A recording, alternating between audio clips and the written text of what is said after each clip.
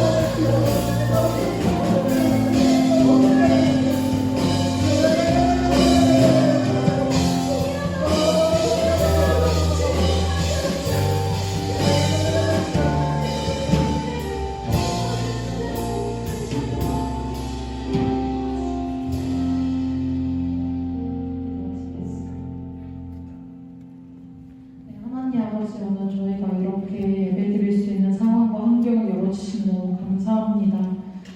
주님, 그래서 우리가 더욱더 주님 앞에 마음을 내려놓습니다. 너무나도 더럽고 악한 마음까지도 정말 주님 앞에 참아 내려놓지 못한 마음까지도 정말 주님 앞에 내려놓고 예배드립니다. 정말 주님, 우리의 상한 마음을 받아주시고 정말 주님의 것으로 그 빈 자리를 채워주시옵소서. 정말 이 시국을 정말 이 시대를 고쳐주시고 정말 우리가 더욱더 빨리 자유롭게 예배드릴 수 있는 날을 기대합니다.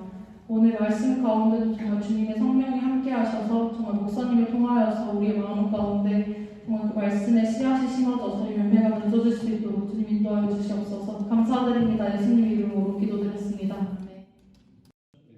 자, 하나님 말씀 같이 보겠습니다. 누가복음 5장 1절에서 6절까지 말씀 보겠습니다. 누가복음 5장 1절에서 6절까지 말씀 함께 보도록 하겠습니다. 똑같이 한 목소리로 보겠습니다. 무리가 몰려와서 하나님의 말씀을 들을새 예수는 게네사렛 호숫가에 서서 호숫가에 배 두 척이 있는 것을 보시니 어부들은 배에서 나와서 그물을 씻는지라. 예수께서 한 배에 오르시니 그 배는 시몬의 배라. 육지에서 조금 떼기를 청하시고 앉으사 배에서 무리를 가르치시더니 말씀을 마치시고 시몬에게 이르시되 깊은 데로 가서 그물을 내려 고기를 잡으라. 시몬이 대답하여 이르되 선생님, 우리들이 밤이 새도록 수고하였으되 잡은 것이 없지만은 말씀에 의지하여 내가 그물을 내리이다 하고 그렇게 하니 고기를 잡은 것이 심히 많아 그물이 찢어지는지라. 아멘. 할렐루야. 네, 온라인 예배 이제 드리게 되었습니다. 온라인으로 지금 함께하는 친구들은요, 특별히 부탁을 드리고 싶은 것이 예배잖아요. 그렇기 때문에 여러분 미리 화장실에 갔다 와 주시고 또 목마른 것들 있잖아요. 그것은 물을 미리 준비하셔서 예배 시간만큼 꼭 하나님께 집중해서 온라인일지라도 하나님께 거룩한 예배를 올려드릴 수 있도록 여러분들께서 좀 준비를 해주셨으면 좋겠습니다. 자, 오늘은 여러분이 잘 알고 있는 시몬이라는 사람, 우리는 베드로라고 많이 알고 있죠. 근데 이 사람의 본명은 사실 시몬이라는 사람입니다. 시몬은 그 가버나움 근처에 벳세다라는 곳의 출신 어부로 그 요한이라는 사람의 아들이죠. 여기서 말하는 요한은 우리가 생각하는 그 예수님의 동생이나 제자나 이런 요한이 아니고요. 세례 요한이 아니고 다른 요한을 말합니다. 그리고 그에게는 동생이 하나 있었죠. 바로 안드레라는 그런 동생도 있고요. 그가 독특한 것이 하나 있습니다. 그는 뭐였냐면 바로 결혼을 한 사람이었어요. 결혼한 사람이 사실 예수님 제자 중에서는 많지 않았어요. 그런데 그는 결혼을 해서 장로님을 모시고 사는 사람이었어요. 오늘 이가 예수님을 만나서 예수님을 따르게 된 그 여정을 보면서 하나님의 은혜를 나누고자 합니다. 오늘 본문은 참 잘 알려진 본문이에요. 우리 그 찬양 아시죠? 주의 말씀을 의지하여 다 같이 던져. 네, 찬양이죠. 이 찬양의 배경이 되는 본문이 바로 오늘 본문입니다. 사실 여러분 그거 아세요? 그 베드로가요, 시몬이라고 볼게요. 시몬이요, 사실 예수님을 만난 것이 처음이 아니에요. 지금 이 시기가 처음으로 예수님 만난 게 아닙니다. 사실 요한복음 1장에 보면요, 안드레, 그 동생인 안드레가 먼저 예수님을 만나고 나서 형 메시아인 예수님을 만났어 하면서 예수님을 소개시켜주는 장면이 있어요. 그때 시몬에게 예수님께서 새로운 이름인 뭐요? 개바라는 이름을 지어주신 거죠. 근데 개바라는 이름은 사실 그들의 모국어인 아람어로 개바고요. 그것을 번역된 것이 바로 히브리어 페트라, 영어로 베트라구나. 베드로, 베드로로 우리가 알려진 그 이름입니다. 반석이라는 뜻이죠. 그리고 마태복음, 마가복음에서는요, 예수님께서 시몬 베드로를 부르실 때 오늘 본문처럼 이렇게 디테일하게 나오지 않아요. 조금 달라요. 그냥 예수님께서 그 사탄에게 시험을 받으신 후에 갈릴리 호수에서 그냥 안드레와 베드로를 부르셨을 때 그들이 그냥 그물을 다 버리고 따랐다라고 이야기를 하고 있어요. 그러니까 마태복음, 마가복음에서는 요한복음에 기록된 예수님 처음 만난 장면이 나오지 않아요. 왜 나오지 않을까요? 아마도 마태와 마가는 몰랐겠죠. 그렇죠? 그 사건을 알지 못했기 때문에 아마 기록을 할 수가 없었을 것입니다. 그리고 나서 이제 마태복음, 마가복음에는 어떤 일이 나타나냐면 베드로가 예수님을 따른 다음에 예수님께서 베드로의 집에 찾아가 주세요. 신방을 하시죠. 신방한 다음에 베드로의 장모의 열병을 고쳐주십니다. 그런데 오늘 본문에는요, 조금 달라요. 이야기 순서가 달라요. 누가복음에는요, 오늘 본문은 이제 예수님이 깊은 데로 가서 그물을 던져라 명하시는 거에 나오잖아요. 그 그물이 찢어질 정도로 잡히고 그런 다음에 예수님을 따라가잖아요, 베드로가. 그런데 마가복음, 마태복음에는 그 이야기가 먼저 나오고 그 다음에 장로님 열병 고쳐주시는 이야기가 나오는데 이 누가복음에서는 사실 먼저 만나기 전에, 그러니까 그 갈릴리에 그 그물을 던진 사건 이전에 예수님께서 베드로의 집에 찾아가세요. 먼저 찾아가서 장모님을 고쳐주세요. 그러니까 이야기가 지금 바뀌어 있어요. 순서가 달라요. 그리고 누가복음에도 안드레가 처음 예수님 만나서 베드로를 소개시키는 장면도 기록되어 있지 않았어요. 뭐 그건 그럴 수 있고요. 그런데 이 순서가 지금 달라요. 이상하지 않아요? 마태복음, 마가복음에서는 먼저 만나고 장모님을 고쳐주셨는데 이 누가복음에서는 먼저 장모님을 만나고 그 다음에 예수님이 베드로를 부르는 거예요. 이상하죠? 물론 그렇다고 해서 복음이 훼손되는 건 아닙니다.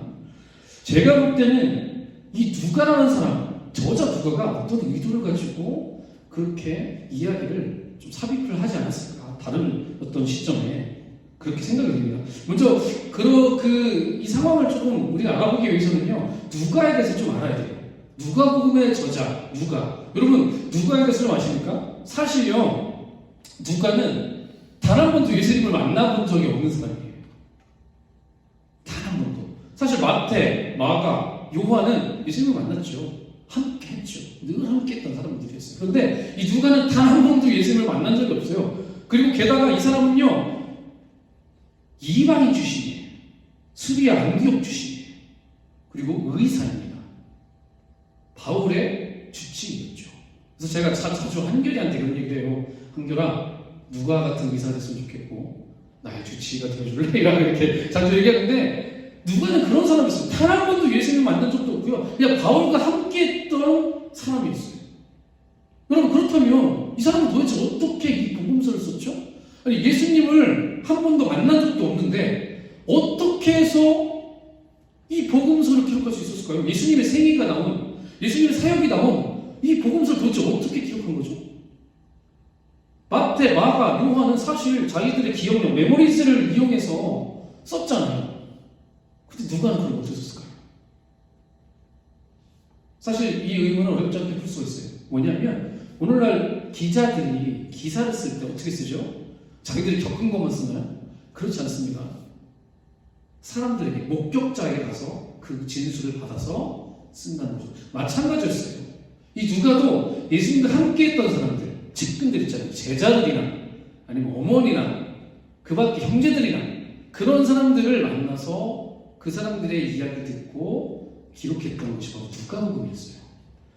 자, 그 누가복음 1장 1절에서 3절 말씀 보면요, 그 증거가 나와 있습니다. 우리 함께 볼까요? 누가복음 1장 1절에서 3절. 이것은요, 세 번역으로 쉽게 제가 번역해서 여러분들에게 보여드리겠습니다. 자, 제가 읽어드릴게요. 우리 가운데서 일어난 일들에 대하여 차례대로 이야기를 엮어내려고 손을 댄 사람이 많이 있었습니다. 그들은 이것을 처음부터 말씀의 목격자요 전파자가 된 이들이 우리에게 전하여 준 대로 엮어냈습니다. 그런데 존귀하신 데오밀로님, 나도 모든 것을 시초부터 정확하게 조사하여 보았으므로 가깝게 그것을 순서대로 써드리는 것이 좋겠다고 생각하였습니다. 2절에 보면은 말씀의 목격자요 전파자가 된 이들이 우리에게 전해준 대로 엮어냈다고 얘기하고 있어요. 그러니까 누가는 그렇게 썼던 거예요. 목격자들, 전파자들에게 들어서 이 누가복음을 기록했다는 것이죠. 여러분, 그래서요, 굉장히 누가복음이 신선합니다. 여러분, 그 복음서를 잘 보면 아시겠지만 마태복음하고 마가복음은 되게 비슷해요. 그렇죠? 비슷한 이야기 많아요. 그렇죠? 요한복음도 비슷한 이야기도 있지만, 근데 누가복음은 약간 더 꼬다리 느낌이에요. 없는 이야기들이 많아요. 예를 들어서 굉장히 신선한데, 예를 들어서 그 예수님이 마리아에게 잉태한 사건이죠. 그건 어디든 다 있어요. 그런데 거기 플러스 이 누가복음에 뭐가 있냐면 요한, 세례 요한의 잉태된 이야기도 있어요. 그리고 더 신기한 거는 예수님의 어머니 마리아가 성령을 잉태한 다음에 세례 요한의 어머니를 찾아가요. 거기 가서 얘기를 해요, 같이.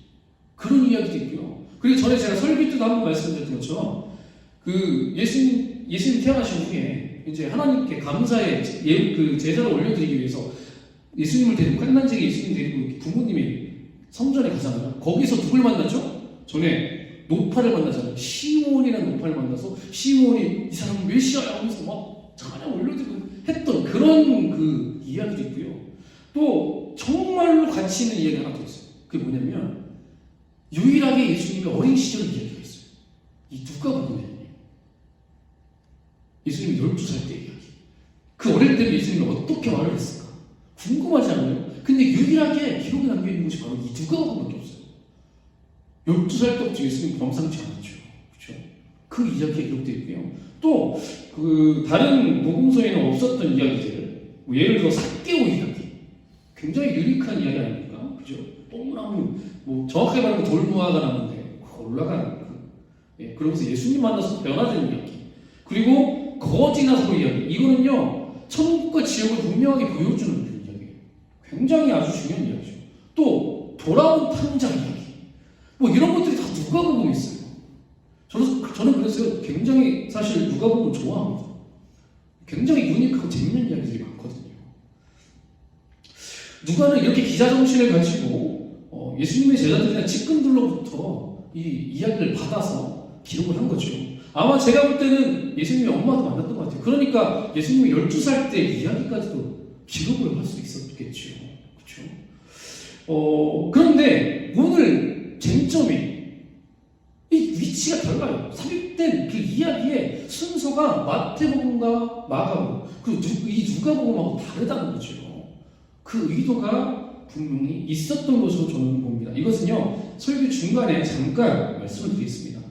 자, 어찌되었든 베드로는 오늘 예수님을 만나서 그물을 던지기에 앞서서 먼저 예수님을 만났죠. 적어도 제가 볼 때 2번을 만난 것 같아요.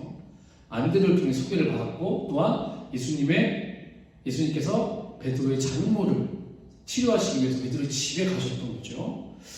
2번은 만났는데, 근데 이상한 것은 베드로가 아직 제자가 아니에요.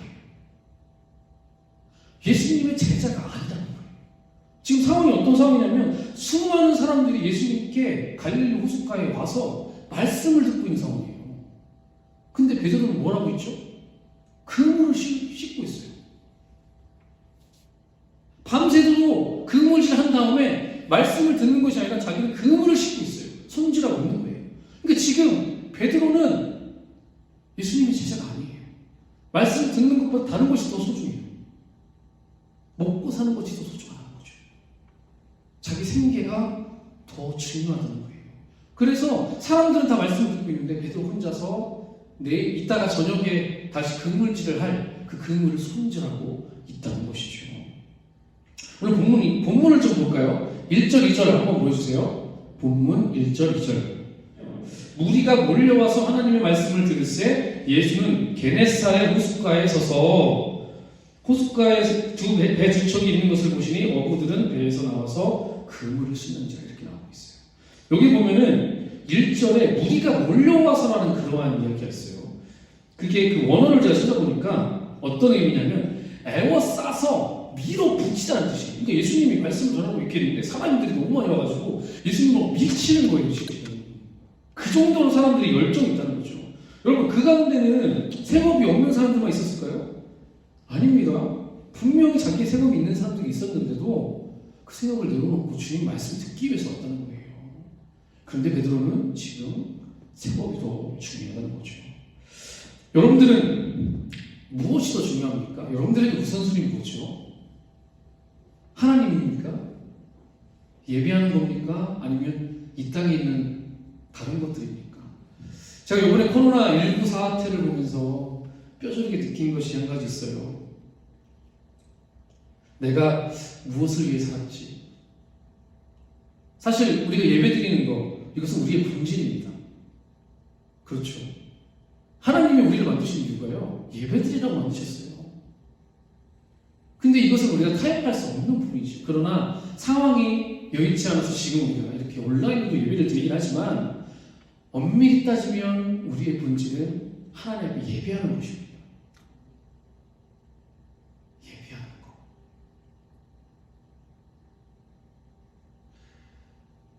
전쟁 중에서도 우리는 예배를 드렸다고 합니다. 그렇죠? 전쟁 중에서도 어떤 역병이 와도 늘 예배를 드렸대요. 그리고 제가 최근에 지하철을 탔는데 지하철 안에 사람들이 정말 많더라고요. 지하철 하루 종일 타는 사람들도 있습니다. 그리고 여기 아현동에 스타벅스를 갔는데 사람이 왜 이렇게 많아요? 그리고 심지어 그 옆에 있는 이디야까지 사람이 많아요. 우리 청년부 지금 모여서 예배 드리는 이런 것보다 더 많아요. 그러면서 교회에 향해서는 예배 드리지 말라고. 우리는요, 일주일에 딱 한 번 1시간 드립니다. 이것조차도 사람들은 용납하지 않고 비난하는 거죠. 이게 뭔가 약간 잘못된 것 같지 않습니까, 여러분? 어떻게 보면 사단의 공격일 수도 있다는 생각도 들었어요. 뭐 지금 신문 기사 보니까요, 나이트에 그렇게 젊은들이 지금 넘쳐난대요. 예, 나이트가 아니죠, 클럽이죠. 제가 옛날 세대여서.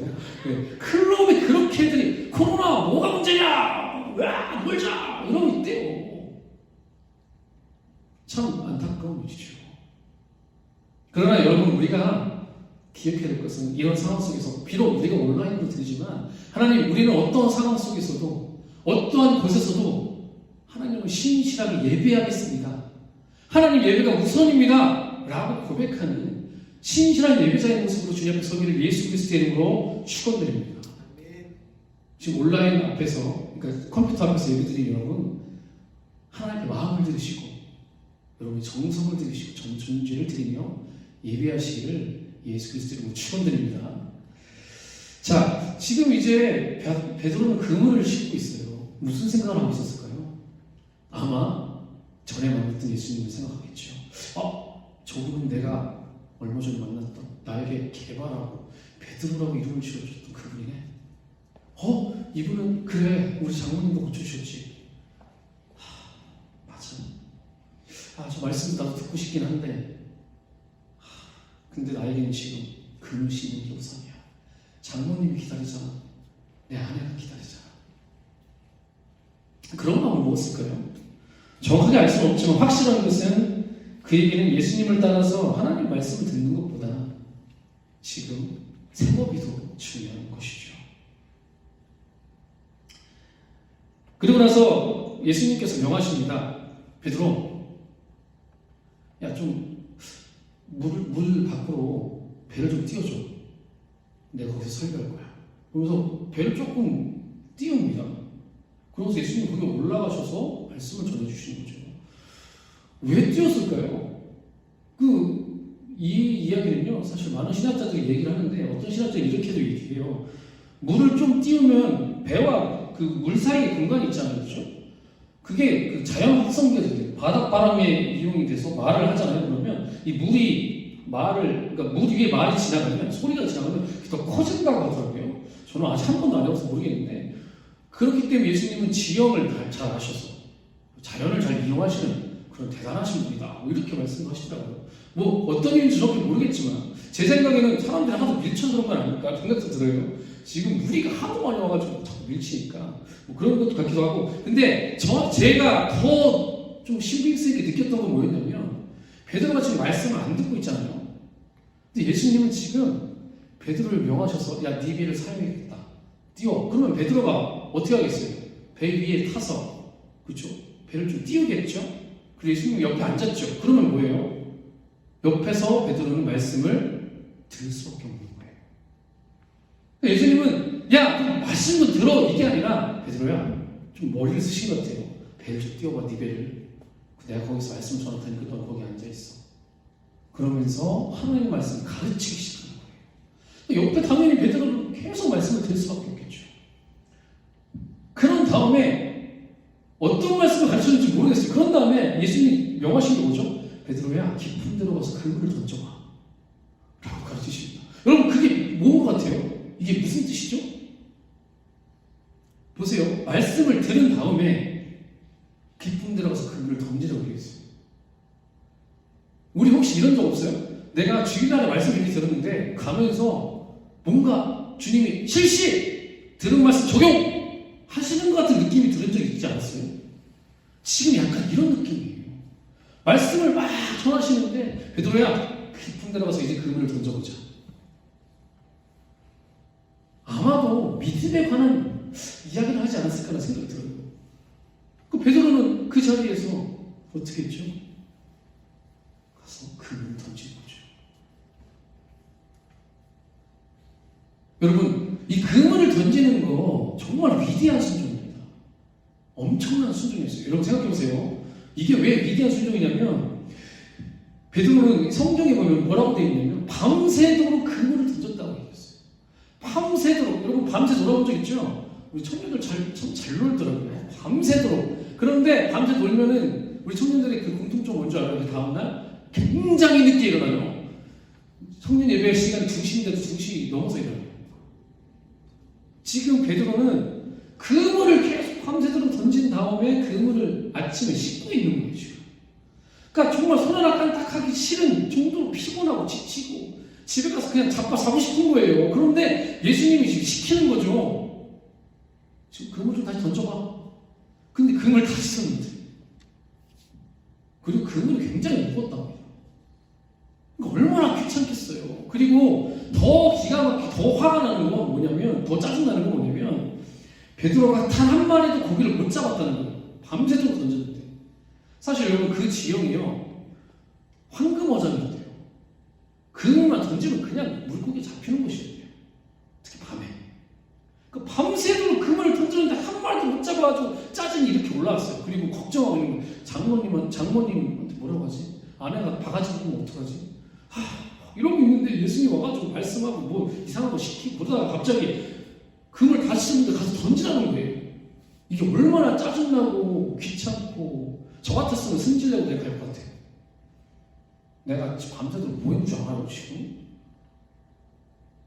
아유 진짜 라고 말하지 않았을까요? 근데 베드로는 지금 그 귀찮은, 그 피곤한 상황 속에서 주님이 말씀하셨을 때 깊은 데로 노를 젓고 가는 거죠. 그리고 그걸 던지는 거예요. 엄청난 사실 희생이에요. 엄청난 순종이에요. 여러분 같으면 어떻게 하시겠어요? 순종할 수 있겠습니까? 게다가요, 베드로는 고기잡이의 전문가입니다. 전문가예요. 최고의 전문가예요. 그 지역에서는 거의 최고였죠. 장비가 굵은 사람입니다. 어부로서. 그런데 비전문가, 예수님의 직업은 뭐였죠? 목수잖아요. 의자 잘 만든. 망치질 하시는 분이 갑자기 훈수를 드는 거예요. 깊은 데로 가서 그물을 던져보게. 여러분 같으면 순종할 수 있겠습니까? 여기 황수환 형제가 있는데 소방 공무원이잖아요. 그래서 이거 불났는데 이거 화재 조사하고 있는데 제가 가가지고 이거는 이런 이유 때문인 거 아니야? 그럼 아마 저한테 뭐라고 할 거예요. 아 형 저리 가. 분명히 그럴 거예요. 근데 지금 베드로는 자기의 전문 분야에서 예수님이라는 분이 와가지고 깊은 데로 가서 그물을 던져봐라고 지금 훈수를 두고 있는 거죠. 단 한 마리도 못 잡았는데 이미 자기는 답이 정해져 있어요. 한 마리도 못 잡았는데 왜 이래 이 양반, 이런 생각이 들 수밖에 없는 상황이에요. 그럼에도 불구하고 그는 노를 저어서 깊은 데로 가고 있어요. 놀랍지 않습니까? 예수님께서는요, 베드로를 괜히 선택하는 게 아닌 것 같아요. 그 사람의 그 순종의 모습. 오죽하면 베드로 대단하지 않습니까? 주님이시면 저를 무리로 걷게 해주십시오. 이런 말을 누가 할 수 있어요? 저 여러분과 저 할 수 있어요? 예수님이 무리로 걸어온다고 해서 내가 그런 말 할 수 있을까요? 그런 말 못해요. 근데 이 사람은 정말 달랐던 것 같아요. 순종의 그 어떤 수준이 정말 보통이 아니에요. 달라요. 정말 위대한 순종이에요. 예수님께서도 여러분들에게 지금 깊은 곳으로 가서 그물을 던져라고 말씀하십니다. 여러분은 어떻게 하실 것입니까? 순종할 수 있겠어요? 여러분들이 지쳐 있어요. 낭망해 있고요. 피곤해요.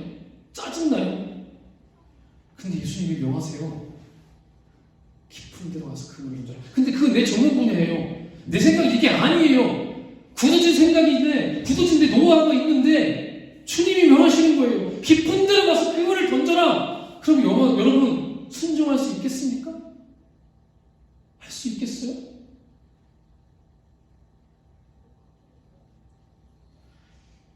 여러분, 제가 우리 부가연 성결교회 청년부에 부임한 지 지금 1년이 넘었죠. 작년에 참 많은 일들이 있었습니다.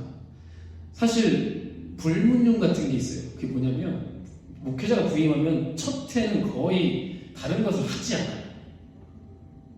하나도 하지 않아요. 그대로 그냥 했던 거 그대로 이렇게 진행하죠. 근데 작년에 제가 무슨 뜻을 했죠? 정말 많은 걸 바꿨어요. 예배부터 해서 전도 축제, 크리스마스 파티, 별의별 것을 다 했어요. 여러분, 근데 제가 그거 왜 했는지 알아요? 저는 하고 싶지 않았어요. 솔직한 말로. 저의 불문율 같은 거였어요. 1년 동안은 절대로 아무것도 하지 말자. 난 그 마음을 먹고서 왔어요. 그런데 예배 드리는데 자꾸 하나님이 깊은 곳에 가서 그물을 던지래요. 저한테. 던지래요. 저요, 전도하고 싶지 않았어요. 이화여대 가서 남자가 가서 전도하는 게 그렇게 좀 이상하잖아요. 근데 주님이 자꾸 말씀하세요. 깊은 데로 가서 그물을 던져. 전도축제 안 하면 얼마나 편해요. 근데 자꾸 말씀하시죠. 제일 심했던 게 그거였어요. 12월 25일 날 파티 하라고. 저는요 솔직히 정말 하고 싶지 않았어요. 단 한 번도 저는 그런 걸 해본 적이 없어요. 그냥 교회에서 하는 거 그냥 우리 같이 우리끼리 즐기자 이러고 편안하게 그냥 늘 평생 동안 그렇게 크리스마스를 보냈어요. 그런데 주님이 말씀하시는 거예요. 저한테 태환아 너가 말하지 않았니? 다 순종한다고 말하는 거 다 한다고 하지 않았니? 네, 그랬죠. 그럼 해야지. 네, 알겠습니다. 그래서 아마 어떤 친구들은 목사님 왜 이렇게 일을 많이 하시는 거야 생각했을지도 몰라요. 그런데 저는요 지금 여기서 처음으로 고백하는 건데 자꾸 하나님이 깊은 곳으로 가서 그물을 던지라고 했을 뿐이에요. 아니 목사가 하나님 말씀하시는데 순종해야지 순종 안 하면 되겠어요? 하나님의 백성들이 하나님 말씀하시는데 순종해야지 순종 안 하면 그게 하나님의 백성 맞습니까? 여러분 주님이 여러분들에게 늘 말씀하십니다. 깊은 데로 가서 그 물을 던져라. 그럼 여러분들은 어떻게 하실 거죠? 좀 피곤한데. 나 지금 상처받았어요. 나 지금 지쳐있어요. 이거는 아닌 것 같아요, 주님. 이거 하면 너무 힘들잖아요. 피곤하잖아요. 그렇지만 힘들고 피곤하고 내가 상처받았을지라도 중요한 것은 하나님의 뜻에 순종했을 때 하나님이 베드로 하나도 못 잡았는데 어떻게 해주셨죠? 그물이 찌렀다고 얘기하고 있어요. 부어주시는 거예요. 그때 여러분들이 이해가 안 될 때 주님이 명하셨어요. 순종했을 때 그때 여러분의 한계를 놓는 거예요. 그때 놓는 겁니다. 하나님 먼저 이렇게 해주시면 제가 이렇게 순종할게요. 이게 아니라요. 하나님이 명하셨을 때 여러분이 그 한계를 뛰어넘고 순종했을 때 그때 여러분들이 바뀌는 겁니다. 기적을 볼 수가 있는 거예요. 저 작년에 정말 우리 부활교회 청년 보고 기적을 많이 봤어요. 기적을 봤어요. 이렇게 은혜가 넘치는 예배가 있을 수가 있구나. 이렇게 놀라운 이화여대 그냥 가서 우리는 이것만 했을 뿐이에요. 그런데 하나님 보내주시잖아요. 청년들을 보내주시고 그 청년들을 새롭게 바꿔주시고 저는 지난주까지 또 기적을 봤어요. 어떤 자매를 보면서요. 하나님이 역사하시는 거 보면서 그 자매를 구원하시는데 제가요 감당할 수 없는 거예요. 너무 소름이 돋아서 눈물이 나고 제가 펄펄 뛰면서 다녔어요. 너무 좋아가지고 그걸 지금도 봤어요. 그것이 언제냐? 바로 여러분들이 순종할 때 우리 공동체가 하나님께 순종할 때 말도 안 되는 것 같지만 순종할 때 가는 것입니다.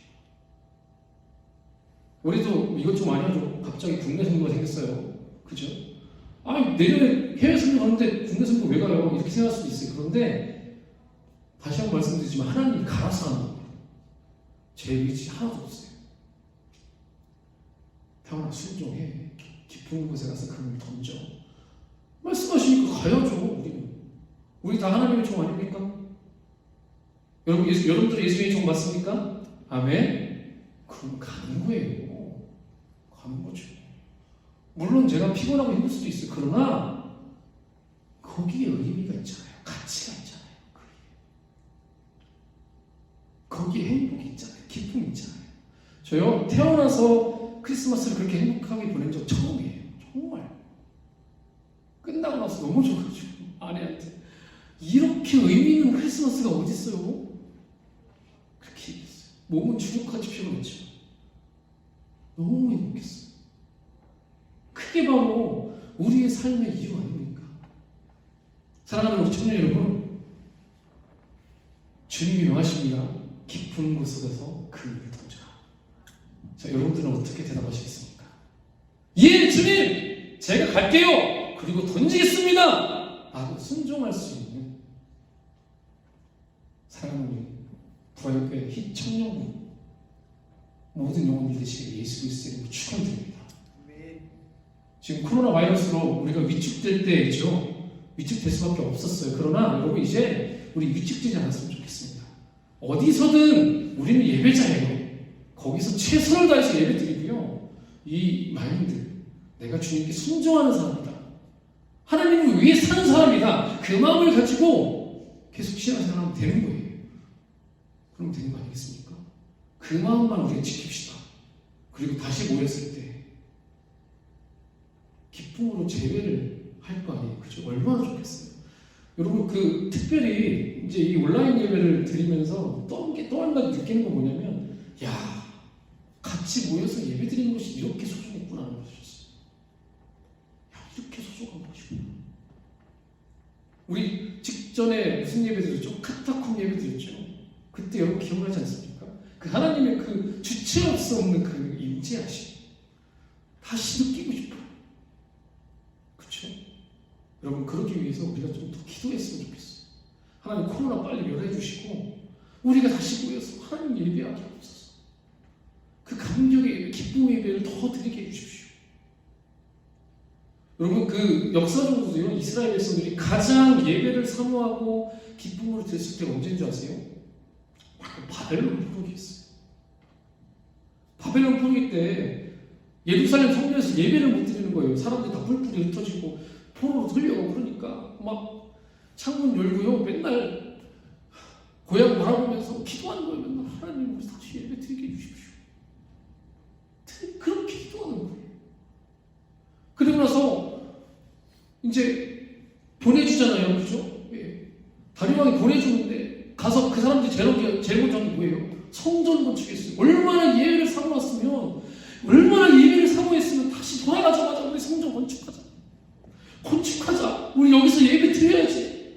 주님이 나에게 주셨던 은혜를 다시 한번 경험해보자. 그러면서 예배 드렸잖아요.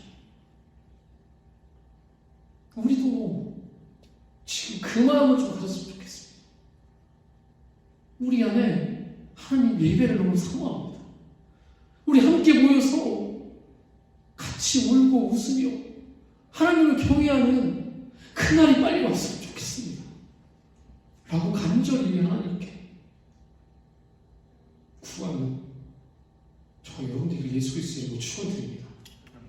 말씀의 결론을 맺겠습니다. 주님께서 우리 가운데 베드로에게 말씀하신 것처럼 말씀하십니다. 깊은 곳으로 가서 그물을 던져라. 그럼 여러분 순종하시고 깊은 곳으로 가서 여러분이 가지고 있는 그 그물 꼭 던지십시오. 그래서 하나님의 기쁨이 되시고 하나님의 나라가 확장되는 그 놀라운 역사에 쓰임받으시는 저와 여러분 되기를 예수 그리스도의 이름으로 축원드립니다. 아멘. 우리 같이 잠깐 기도하는 시간 가질까요?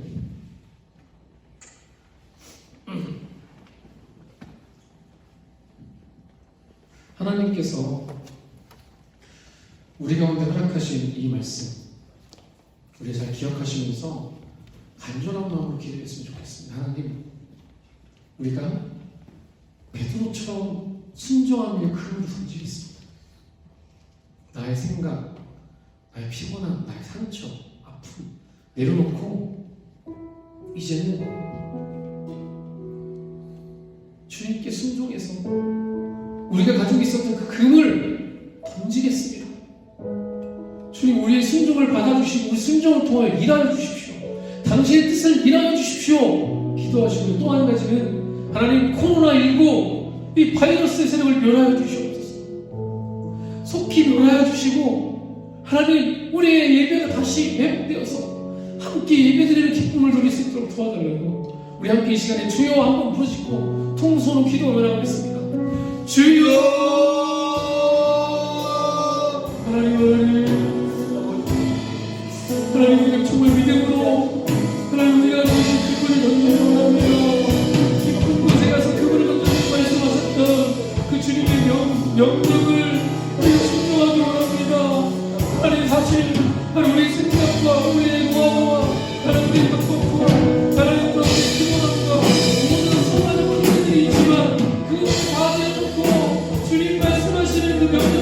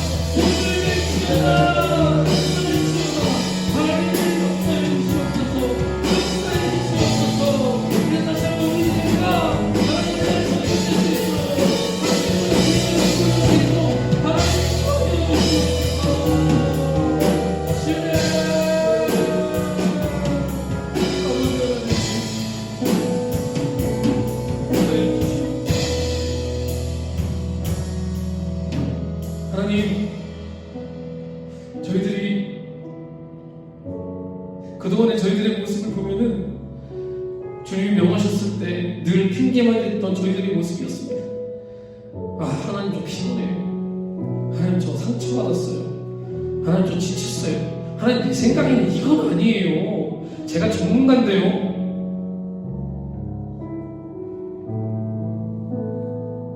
혹시 하나님을 늘 주인이라고 섬긴다고 하지만 결국은 내가 주인이었던 우리의 모습은 아니었습니까? 내가 주인이고 내가 왕이었고 그 왕관을 내 머리에 늘 쓰고 다녔던 우리의 모습은 아니었습니까? 오늘도 주님은 우리 가운데 분명히 명하신다 하셨습니다. 깊은 데로 가서 그물을 던져라. 주님, 그것이 이해가 되지 않을지라도, 내가 지금 상처받았을지라도, 내가 하나님 지쳐 있을지라도, 주님, 저는 순종하겠습니다. 우리는 순종하겠습니다. 주를 위해서, 하나님을 위해서 그 명령에 순종하겠습니다라고 고백하면 우리가 되기를 소망합니다. 주님, 그렇게 하나님의 백성으로 우리를 삼아주시옵소서.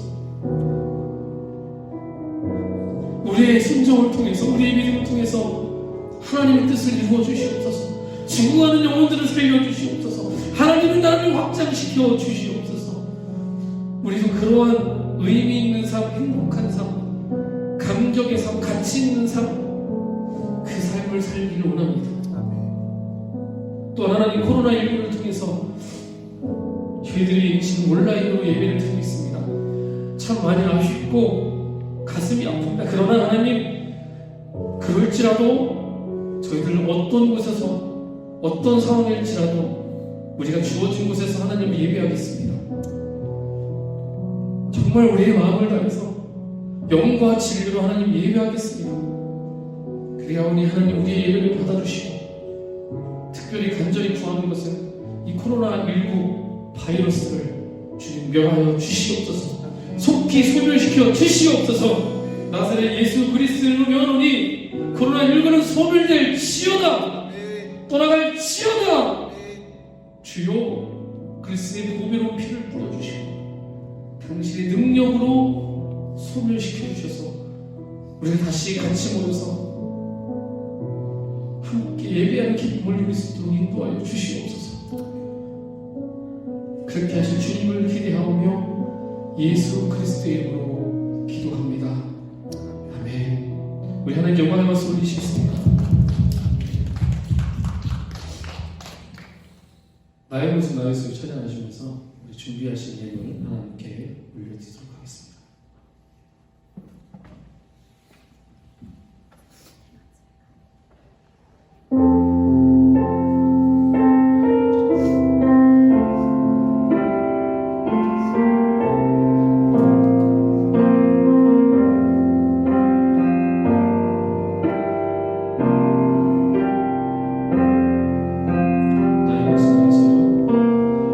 나의 모습, 나의 소유, 주님 앞에 모두 드립니다. 모든 아픔, 모든 기쁨, 내 모든 눈물 받아주소서. 나의 생명을 드리 주 영광 위하여 사용하옵소서. 내가 사는 날 동안에 주를 찬양하며 기쁨의 제물 되리. 나를 받아주소서.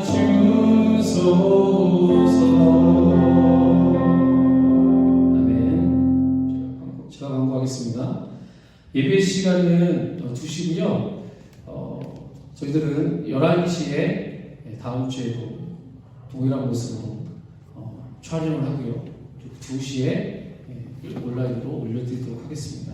당분간 계속해서 이렇게 드릴 것 같아요. 코로나19가 잠잠해질 때까지는 계속 이렇게 드릴 예정이니까요. 여러분들 참고하시고 늘 좀 코로나19가 빨리 소멸될 수 있도록 여러분 기도해 주시기를 부탁드리겠습니다. 혹시 또 다른 방법 있으신가요? 여러분 개인 위생 철저히 하시고요. 몸 관리 잘 하시고 또 개인 경건 생활도 최선을 다해 주시기를 부탁드리겠습니다. 자, 기도하시겠습니다. 하나님 감사합니다. 저희들 이 시간에 하나님께 빈손으로 오지 않고 예물을 올려드릴 수 있도록 인도해 주시면 감사드립니다. 하나님, 저희들이 드려준 이 예물이 하나님의 기쁨이 되기 원하며 하나님 나라의 확장에 쓰임받기를 원합니다. 또한 하나님께 이렇게 간절한 마음으로 또한 정성을 다해서 드려진 이 예물 드린 영혼들 가운데 하나님께서 만물을 허락해 주십시오.